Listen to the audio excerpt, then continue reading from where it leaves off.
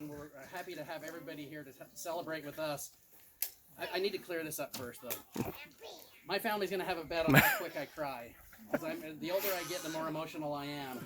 And so like I told Jim and Celia, that if you hear the hoop and hollering, you'll know who won. So I get emotional when we talk about the farm and the history. 20 seconds. And knowing the amount of work that it took to break the ground and to farm the ground and to produce the wheat that was produced off of that. There were many years of wheat and bushels of wheat that were produced there.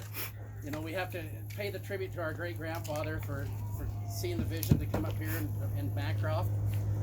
Before I go any farther, though, I want to take a second to introduce Jim Johnson. He's with the Historical Society for Idaho here. And Celia, I'm really from Pocatello. And then Celia is with the Department of Agriculture here. So we have some people here. But I want to turn the time over to Jim for just a minute and let him go ahead, and then I'll kind of go into a little bit later after some more of the history and stuff.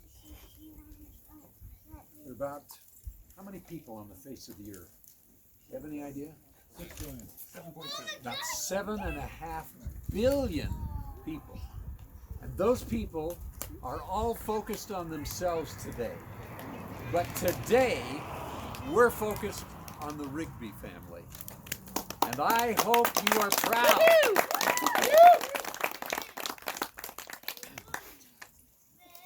Today is no one else's day but yours. We've made about 400 presentations of Century Farms in the entire state of Idaho.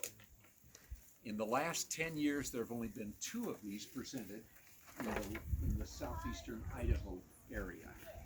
And so 109 years of a family being involved on this land is really significant.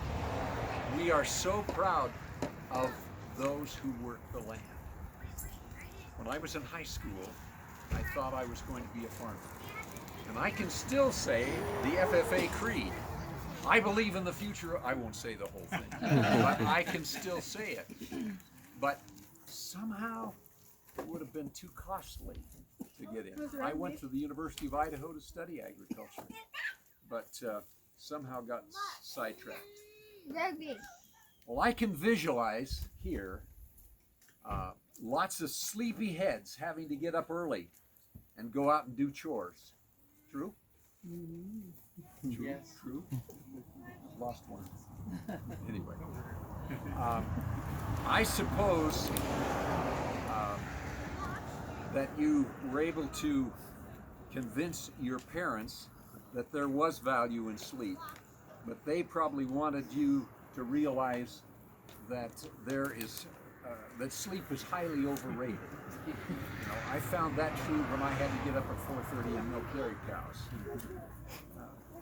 Did you learn that parents think sleep is highly overrated?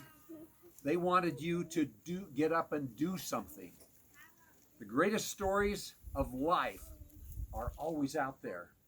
What has the hard work of this Century Farm done? It has created wonderful men and women who've done the work here. I think it would be interesting to hear your stories. I know a little bit about a real estate agent, but I don't know much about what happens in San Diego or where do you? Logan. You're in Logan. I know enough about Logan. Well, this is all about the journey, not just the destination. It's the journey that has brought success to this family. We're all a walking bundle of habits that life teaches us.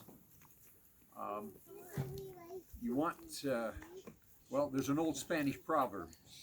Habits are first cobwebs, then cables.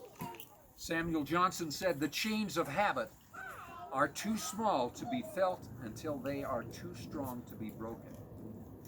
Og Mandino said, I will form good habits and become their slave.